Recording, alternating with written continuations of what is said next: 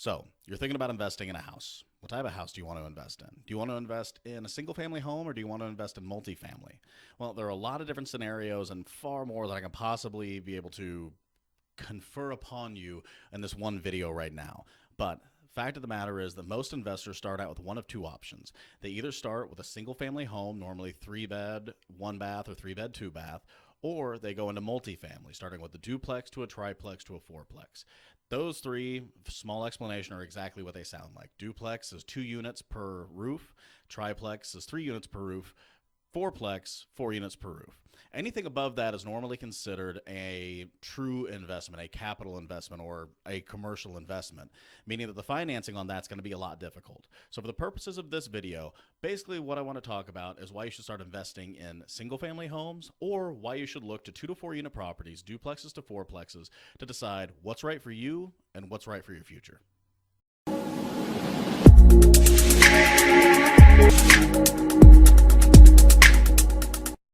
Off, I want to talk about single family homes. And the fact of the matter is, this has pretty much been my bread and butter for the last few years. I invest in single family homes for several purposes, not the least of which is that they have the largest market. When you're talking about a duplex, a triplex, or a fourplex, they are wonderful investments, and we're going to get to that. But as far as a single family home is concerned, really what we're looking at is a home just like any other on the market. If you're thinking about listing a home that you live in, or you're thinking about buying a home for you and your family to live in, you might be familiar with the process of comparative analysis, basically looking at all of the houses around that home that are like yours, and therefore you can get a price off of them.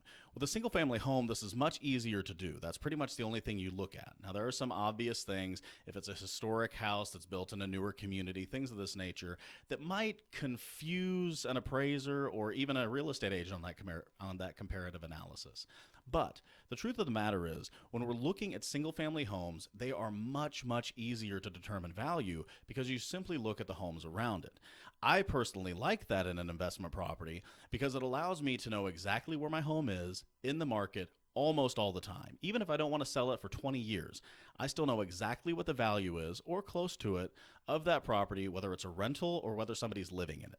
To me, that's a big positive because if I'm looking at my net worth, at my cash flow statements, at anything else where I'm trying to determine what my next move is going to be, I can always count on that steady investment that is collecting income and working out well for me. So that's the reason that I personally invest in single family homes. The other positive of a single family home is you have one tenant to work with one unit or with one roof. This can also be a positive on the other side, which we'll get to hopefully. But what I like about it is I know that this tenant goes with that unit and that home. If you have lawn issues, it's covered by that individual. If you have snow removal issues, it's that individual. Contacting one unit is a positive thing. Now, I know that some of you are going to say, but if you have 4 units in a property, aren't you contacting 4 people? Absolutely, and you are correct. But a lot of times, at least from what I've found, when you go to 2 to 4 units and you have 2 to 4 individuals or 2 to 4 families that you're working with, lawns can get contentious, maintenance can get contentious. A lot of times I like to handle that on my own, which is fine, but sometimes it adds to just a little bit of a headache more than a single family home where I know that that plot is that individual's. One other thing that I want to talk about is this. It's very simple when you're going and looking at properties to schedule a showing, and this is from a realtor's perspective as well as a buyer's perspective. It's very easy to have a single family home that you're looking to turn into a rental that might not already be one, where you can go in, schedule the appointment, show the home, determine whether or not you want to buy it based on comparative analysis, and that's it. With a multifamily property, what you're looking at is scheduling around all of those individuals, trying to figure out whose schedule goes what. And I actually had a property this weekend that was a duplex. One side we could see. I wanted to see both. They weren't able to get a hold of the other tenant. Now, by law, they had some ways around it. But the fact of the matter is you want to keep your tenants happy, especially if you're a buyer that's going to want to keep that tenant around. So just the scheduling issues with regard to purchase are a little bit easier when it comes to a single family home. Now, that being said, it's not the biggest deal. It's not a deal breaker, I should say. It's not the biggest deal breaker. It's not a deal breaker at all. It's something that you just have to work around. In my opinion, single family homes are a wonderful way to start out because it's one home, one tenant, one property. Everything goes around that property. So again, that's the benefit of single family homes. And now we'll move on to multifamily. All right. You've already done the single family. Now you're looking to get more than 1 unit per property, per roof. What are the benefits?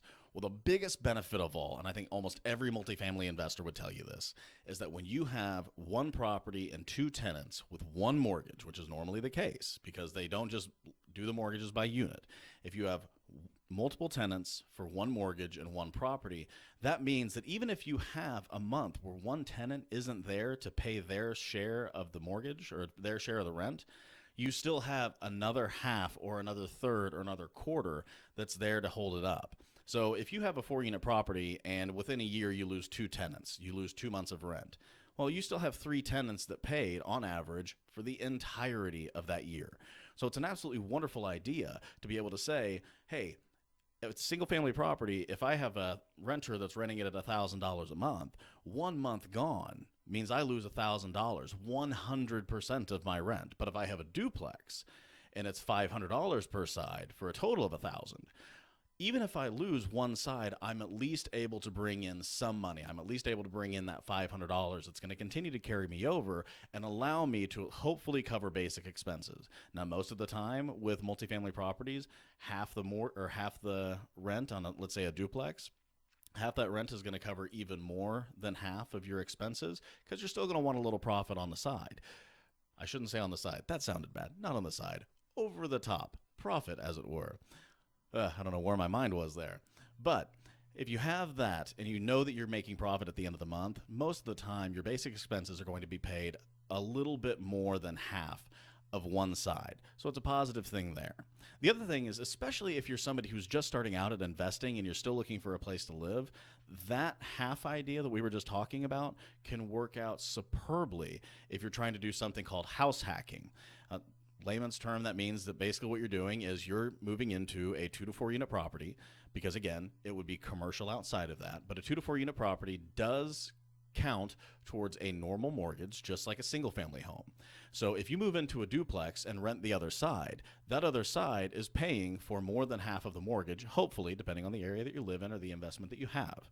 But they're at least paying for part of your mortgage. Therefore, you might live in the other half rent-free, reduced rent, or likewise, and still be able to go forward and move on.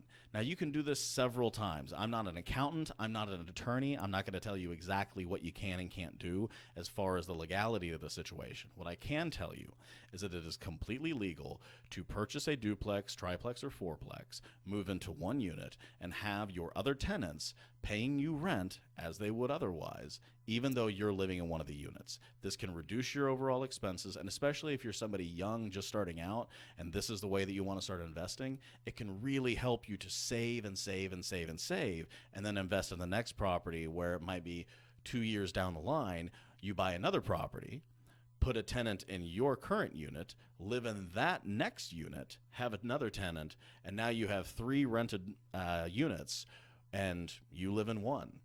It's the way to grow your investment portfolio, I think, the most efficiently. If you don't believe so, leave a comment. All right, last but certainly not least, one thing that I do want to talk about is something that I kind of said the opposite of in the single-family property.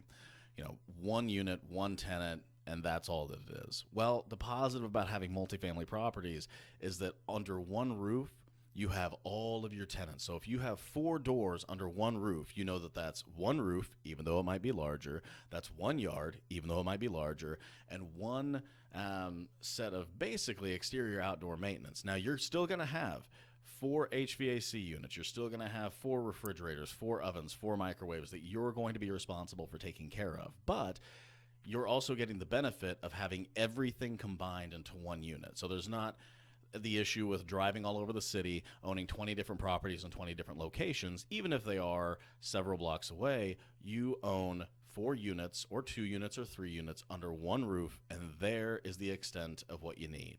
It's a very efficient way of doing things. It's a cost-saving way if the mortgage is something that's being taken care of, even if there's a little bit of a rental crisis on the other side. You know that in a multifamily property, you're spreading your risk, which can be a very big thing and a very positive thing, especially if, like I said, you're just starting out and you really need help carrying some of your expenses. So what's right for you? Well, it's tough to decide. Some people like single-family properties. Again, that's been my bread and butter. Doesn't mean that I won't invest in multifamily properties. I'm actually looking at a duplex right now that I'm hoping to close on in about a month. But Single family has been a positive for me. Multifamily has been a positive for a plethora of investors. And I'm sure you'll find a lot of videos online that'll talk about one's better than the other. That's not what I'm trying to do or say here. What I'm trying to do and say here is give you the options, give you a little bit of information. This is nowhere near advanced theory on real estate investment. But as far as getting a loan that is a personal loan, you can get 1 to 4 units. You decide what you're looking for. You decide what your market allows you to purchase, and then go from there as far as your investment goes. Even if you have a single-family home and you decide to live in that single-family home, you can still Airbnb out bedrooms. You can do all kinds of things to maximize growth and revenue within all of those sources. So the lesson is this, if there is a lesson. That's weird. The lesson is this. Invest in what you're comfortable with. If the first property you want is just a small 2-bed, 1-bath house that you know isn't going to collect a ton of rent, but is going to kind of carry you through and help you learn, do that. If you grew up with people around you that knew how to do this and you're very confident about just taking the big step forward, find a fourplex that you can go in, renovate, make yours, and add a little bit of value to it. Have tenants that are there, house hack, do all of those things. The number one most important thing that I can tell you is this. Just start. Just start right now, think about it, figure out what it's going to take to save, go get pre-approved by a lender unless you have cash, which is good for you, but make sure that you're doing all the steps necessary to move forward with your ability to invest, move forward with your future, move forward for yourself. Now that might sound selfish, but the fact of the matter is sometimes you have to be that way in investing. You have to think about what's best for you and your family. All right, guys, that's all I have. Feel free to follow me at alexanderhowell.com or at Alexander from KC on various social media accounts. You can also follow me on the Discord, which is available on my website, and follow me at the YouTube channel. Just go to youtube.com and look up Alexander Howell. I'd love to see you there, and that's where this video will be anyway. So, and again, have a good time. We'll see you soon.